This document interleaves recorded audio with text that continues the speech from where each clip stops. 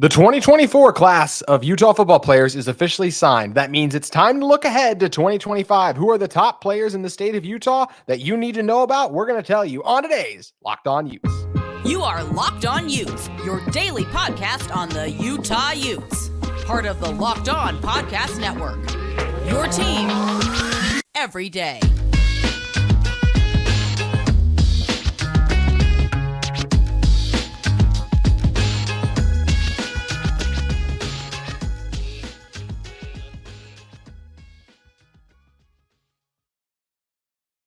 Hello, everyone, and thank you for making Locked On Utes your first listen every single day. We are available on all platforms, including YouTube and wherever you may get your podcast. If this is your first time listening to our show, make sure you like and subscribe. Love interacting with all of you in the YouTube comments as well as on social media, where you can follow our show at Locked On Utes. Today's episode of Locked On Utes is brought to you by FanDuel. You can make every moment more. New customers can join today, and you'll get $150 in bonus bets if your first bet of $5 or more wins. Visit FanDuel.com/LockedOn to get started. My name is JT Wistrcill, former intern inside the University of Utah Athletic Department, and I'm ecstatic to be joined by Moose Bingham, a former kicker at the University of Utah, as well as someone who covers the high school football level, as well as anyone for KSL Sports Rewind too, doing a bunch of other stuff out there. Moose, it's hard for me to keep track of everything you have going on, but always great to be joined by you here. And I'm excited to talk with you about the class of 2025 too, because this feels like a really good class and some fun players in it that I think could make a difference for Utah. Oh, my goodness. Utah absolutely knocked it out of the park for the 2024 class. And I'm sitting here, I'm like, what's crazy is the 25 class is good. The 26 class is unbelievable. We're already throwing out offers for the 2028 class, and they haven't even played a down of football. I mean, this state is getting better and better every single year. I'll talk with college coaches all around the country, and they're like, we're making it a priority to go to the state of Utah. I'm like, heck yes, you should. And Utah needs to really make a border around this state, because if they don't, they're going to start losing a lot of talent and guys that will be immediate impact players for the future for the Utes. They already have in some ways in the past. That's always going to happen. But how about Jackson Powers Johnson? The season he just had up in Oregon. Roger Saliapaga is going to Miami. Am I correct, Moose? He's going to Oregon as well. Oh, he's going to Oregon as well. So it's the dang Ducks that are stealing everyone, basically. But there are a lot of really talented players in this state. And you're right, the other states are starting to wise up to that. You know, I still remember last fall when 24/7 Sports released their first kind of rankings of the class of 2026. And not just one, not just two, not three, 4 Utah players from the state of Utah were on that list. And that just goes to show you how good of a class it was. And you already even said that you might want to talk about some of those guys more in depth. Want to talk about the 2025 and maybe a few of the 2026 recruits that really have our eye right now. And when you're talking about guys that Utah needs to land, like you said, other states are going to be coming in, other coaches, there's going to be other NIL deals, because that's just the world of college football today. They're going to be trying to bring these guys into their programs. Who are some of the top, and I'll ask you this, who is the number one guy you look at right now? You're like, Utah needs to land this guy.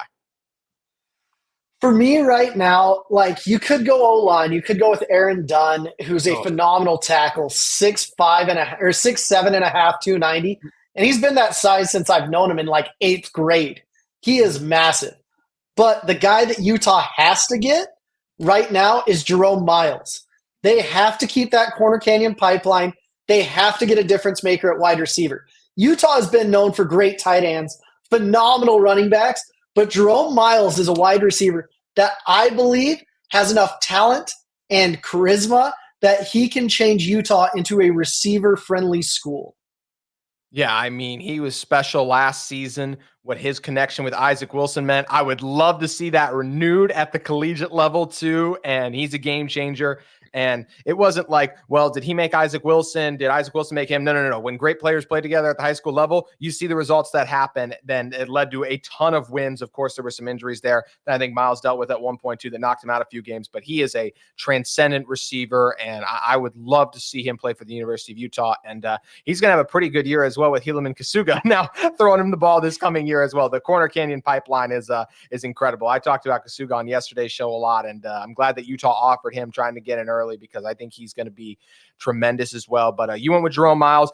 You talked about him a little bit. I'm going to do a little more because you officially picked Jerome Miles. I am going to say Aaron Dunn. To me, when you talk about the offensive line for Utah, in the trenches is where yes, Utah right now is one of the best teams in the Big 12. If they want to take the next step, I feel like you need to continue to get stronger in the trenches, especially this past season. Like you saw Spencer Fano come in and do some nice things as a true freshman, but he was only a true freshman, so you saw some of the struggles there as well too. But if you could give me the potential offensive line in the future of a guy like Fano and then like Aaron Dunn a season or two into, you already mentioned the size. I just remember watching his footwork, the way he moves. Guys that big aren't supposed to look that good in space or just coming off the ball in general. I think he's going to be a special player, Moose, too. Yeah, I went down to Colorado, talked with Deion Sanders, sat down with a bunch of different people out there, and I've put up Aaron Dunn's basketball film, and I was like, offer this kid now. This is a program changer. Let's freaking go. And next thing I knew, everyone and their mother had offered Aaron Dunn. But I like that pick. If we're going to keep going in this way, I'm going to do something a little different. I love Utah's tight ends. I want to keep that tight end tradition going if I'm at Utah. I'm going to focus a little bit on Bear Tenney. I'm going to have Freddie Whittingham go down. Bear Tenney, he's played in Arizona. He's played in Texas. He finally found his final home at Lehigh High School. And I'd be like, hey, we're just a few moments down the road, and we've already put a tight end in the first round of the draft. We're probably going to put another one in soon. You could be the next. And that would be my pitch to Bear Tenney. Because there is, I mean, you could look at Iowa as a very high-end tight end school, but Utah is right there with all of the phenomenal tight ends we've had. Wesley Tonga, Jake Murphy were a couple I played with, and I'm just like, these guys are absolute monsters. And you could see that going on with what Utah has. I really love that they got Carson Ryan this last year, one of my favorite tight ends in the whole entire country. I thought he was an offensive guard at first, and then I saw him move, and I was like, whoo! That boy can move and he can catch. Whatever Ross Alpo is feeding him is a beautiful thing. And I'm like, you know what? There are some great tight ends, and I love Freddie Whittingham. I love what he's doing with the tight end room. And Utah could take advantage with kind of the vacuum of Steve Clark being gone from BYU for the last little bit. Yes, the tight end tradition that Utah's built has been really strong, and that like you mentioned, Tenney would be another guy that would be a fantastic addition close by too. And I appreciate you staying on the 25s right now, by the way. I know it's hard for you probably not to say a tight end in the 2026 class, who we'll probably be talking about here in a moment, because that's a pretty special playmaker as well too. But I love the Tenney pick. I would love to move off the offensive line, but I can't. I just think this class, when I still remember like watching Skyridge High School a couple of years ago, Moose, and watching Ben Howard and Darius Afulavu out there run around and play. And I'm like, man, those guys are really good. And it's like, they're sophomores. Like, are you kidding me? That's where I was like, oh man, these guys are going to be game changers. I mean, I could say either one of them right now at this exact moment. I'll go with Afalava. I mean, 6'5", 320, just his mobility as well. Just anytime I can get on offensive linemen that not, obviously these guys are all strong, like, but then once again, the athleticism is what I go back to. And he's a guy I really think you pair him as well with Jim Harding being a strong offensive line coach he is. And I think he can be a mover of men, not just at the collegiate level, but potentially even better than that. Yeah, I mean, both of those guys are phenomenal, and it's just impressive to see the line at Skyridge. I really love their O-line coach, Coach Stevenson. He was my O-line coach at Alta. I tried to convince him to let me play O-line, but our line was 6'5", 300 pounds across the board, and I didn't quite fit in, unfortunately. But that is a great pick. I love the 25 class. I think we do need a quarterback, but you know what? I love Wyatt Becker, and I would choose a quarterback from the state of Utah. But Wyatt Becker, after I broke down his film, the whole time I was like, oh. I was like, this man is probably the best quarterback in the whole gosh darn country. I really like Wyatt Becker. Yeah, take that to the bank. If Utah can hold on to him, Wyatt Becker is an absolute dog. I will tell that to my mother, to my grandmother. I will go to my grandpa's grave in Coville, and I will say, Grandpa Ed, I saw one of the best quarterbacks ever. And he'd say, he's probably not as good as me. But Wyatt Becker is the absolute truth. And if we've got all these guys on offense, we've only talked about the offensive side of the ball. Let's get a little defensive. I'm going to hop to the 2026 class. I need someone that's just a straight-up dog, maybe even biotic, maybe even a robot Let's go with Bot's Muitolo as my next pick. My goodness, Bot, I watched him as a sophomore this last year, and he was the best gosh darn player on the field every time his size 19 feet, I don't know how big they are, but they touched the field, and I was like, Bot, you're a monster. He's like, I've worked hard. I've done what I need to do. And I'm like, no crap. Utah needs to sell out to get Bot Muitolo to shore up their defensive line. Utah has established themselves great running backs, great tight ends, and then great defensive linemen. Built in the same body as Starlo Tulele and great D linemen that have come before him. Bot Muitolo could even be quicker than Star. You can put weight on him. He could be 6'4", 300 pounds, and he could be one of those dominant D linemen that just Utah has made a mark with. He absolutely could be. I actually have a story about Bot I'm excited to share with all of you in one moment. But first, want to talk to you about one of the sponsors of today's episode of Locked On Utes in our friends at eBay Motors. Passion, drive, and patience. What brings home the winning trophy is also what keeps your ride or die alive. eBay Motors has everything you need to maintain your vehicle and level it up to peak performance. From superchargers, roof racks, exhaust kits, LED headlights, and more. Whether you're into speed, power, or style, eBay Motors has got you covered. With over 122 million parts for your number one ride or die, you'll always find exactly what you're looking for. And with eBay Guaranteed Fit, your part is guaranteed to fit your ride every time or your money back. Because with eBay Motors, you're burning rubber, not cash. With all the parts you need at the prices you want, it's easy to turn your car into the MVP and bring home that win. Keep your ride or die alive at ebaymotors.com. Eligible items only. Exclusions do apply. Also want to talk to you all about another sponsor of our episode of Locked On Utes today. It's our great friends at UCCU. Here's some exciting news. UCCU has just elevated their checking accounts by enhancing them with more benefits, more savings, and more online protections than ever before. A lot more, actually. Paired with the most advanced and comprehensive mobile banking tools, elevated check-ins as a must-have a financial product packed with lifestyle security and financial benefits. The lifestyle benefits alone include cell phone protection, roadside assistance, telehealth with 24/7 access to licensed health professionals with zero copay, and exclusive savings on travel, shopping, and dining. And elevated checking is free when you do any one of the following. Use your debit or credit card 15 times or more a month, or make a monthly direct deposit of $500 or more, or maintain an average daily balance of $1,500. Otherwise, UCCU Elevated Checking is only $6 a month. So you can visit uccu.com to open an elevated checking account online, or stop by any branch to open an account. UCCU, love where you bank.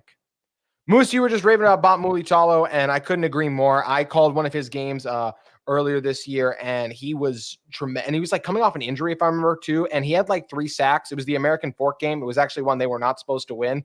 And he took the game over. He was the best player on the field. It was a blast to call it. I actually got so excited calling it that he used my call of one of his sacks in one of his highlight films as well. It was so much fun to be out there and witness that level of peak performance in person. And, as we're continuing to draft, once again, Bot's a great pick as well. I talked about Kasuga a lot yesterday. I just talked about Ben Howard too. So you know what? I'm going to beat you to the punch because you already took one tight end. I am going to take Brock Harris. I think Brock Harris Don't you dare! Well, since I said his name first, I will be a nice host and at least let you talk about why my selection of Brock Harris was so great. Dude, let's be honest here. He's listed at 6'6", 240. Most kids, when they say that, I'm like, you're a liar. You're really 6'2", 180. Brock Harris, I was out in Orlando this last week and going to the Florida Coaches Convention because I'm that guy. And Brock Harris and his family was like, hey, come out to lunch with us. We'd love to meet you. And I was like, fantastic. And they brought the missionaries with them. And I was like, okay, I'll pay for their lunch too. Freeloaders. I'm just kidding. But they were the nicest family, greatest people. But Brock legitimately scared me when I met him face to face.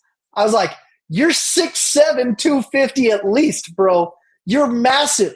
He just got invited to the Under Armour All-American game as a junior, playing in it as a junior. This is the first year they're allowing that to happen. He's a 5-star tight end. Do you know how many times we get a 5-star tight end in this state? Absolutely never. He's the first one. He is the guy and the crown jewel of any class. He's rated as the second tight end. I want to see the first because I'm calling BS. I've never seen a sophomore tight end like him. I thought he got held back 10 years.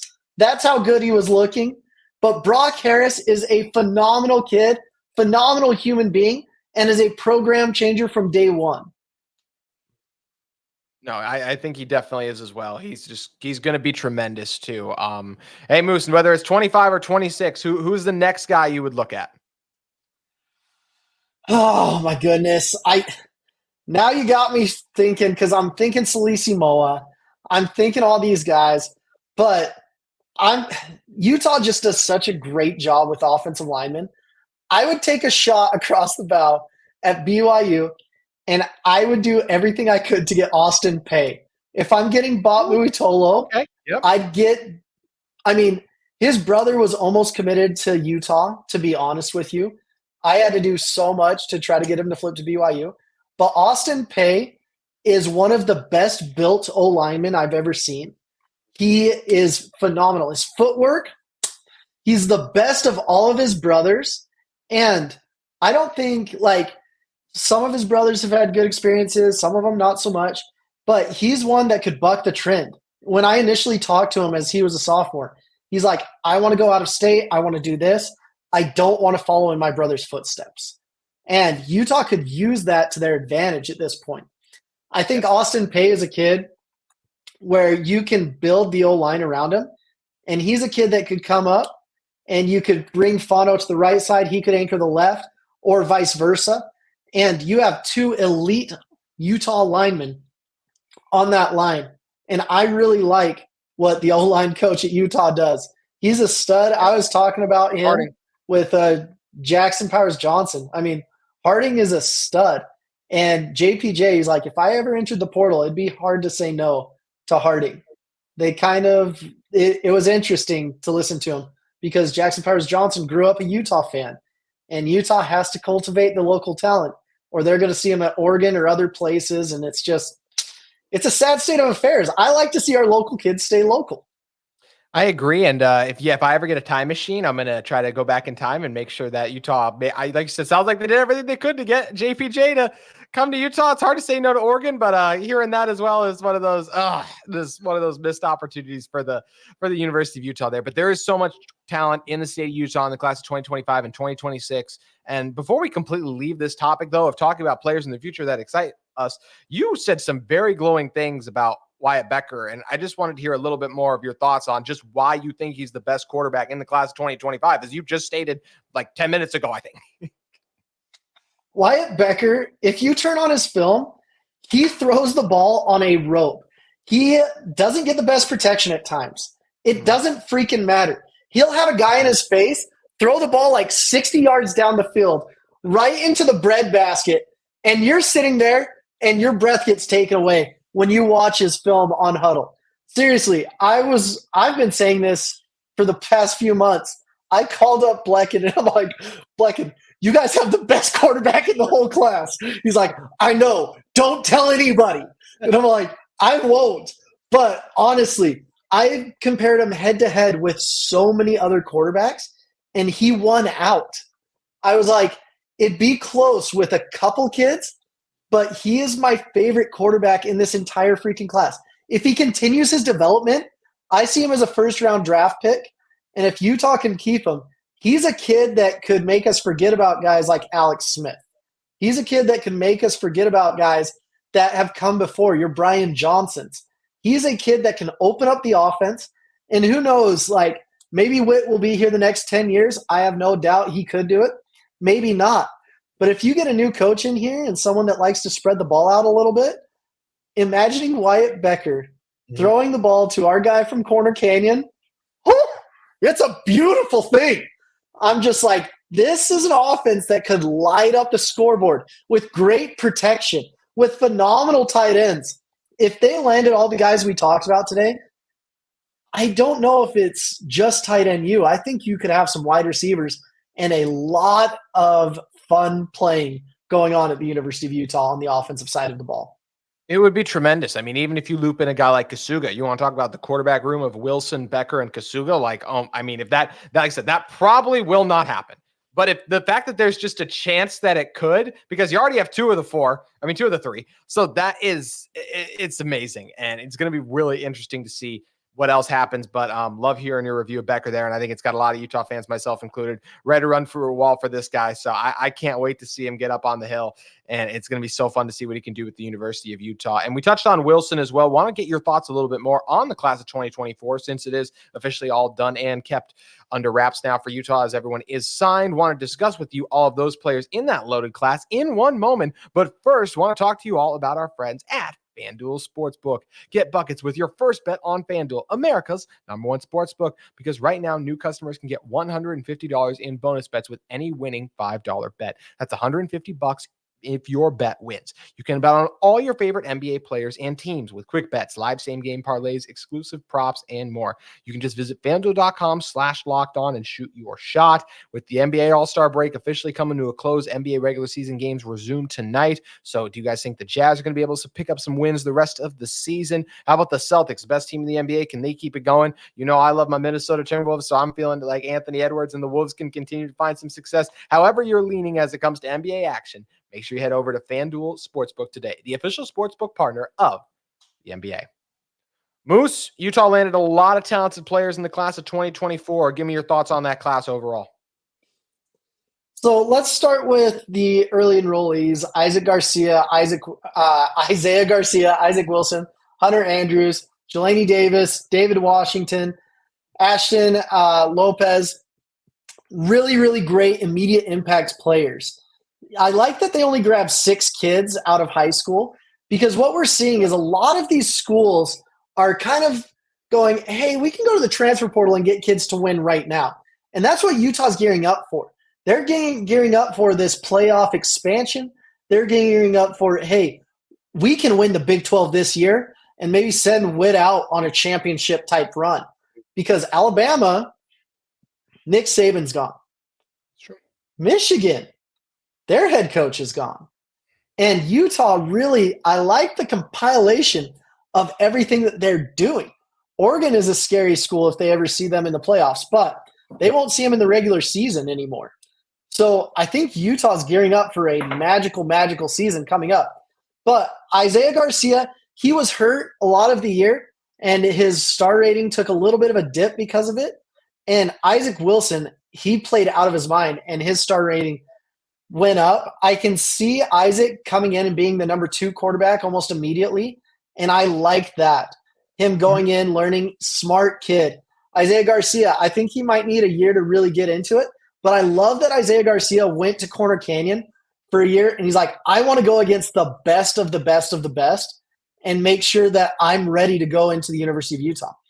They had a lot of guys that signed LOIs that may be there, may not. Davis Andrews, he is one of the rangiest, lengthiest safeties. I love that kid. Cash Dillon had a couple little injury problems, 6'5", 220, but he's a kid that I can see being a Kruger-type player at 6'5", maybe 260. He's still skinny, but he is strong as an ox, and I'm like, man, once you get into a college lifting program, you're going to be scary cash. You've got a lot of good players, but what I'm most excited for are the transfers. You got guys from SC, Washington, Stanford, Michigan, BYU, Georgia Tech, UCLA. But the guys they got, Singer from USC is an absolute dog.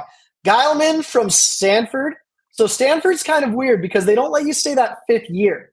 So you do your 4 years, and then getting him at safety, that alleviates a lot of pressure, losing 2 of your starting safeties right there. At cornerback, you guys have so many good cornerbacks, it doesn't even matter anymore, it feels.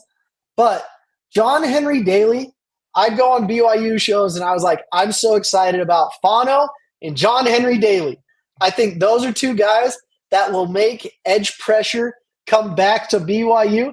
And then all of a sudden Utah said, not so fast like Lee Corso. And now both of those guys, who I love with my whole heart, are going to Utah. And I think they're going to have phenomenal careers. John Henry Daly was one of the most explosive players I've ever seen in the high school realm. He was just amazing. I was like, JHD, I could say it all DAY because he is a DOG.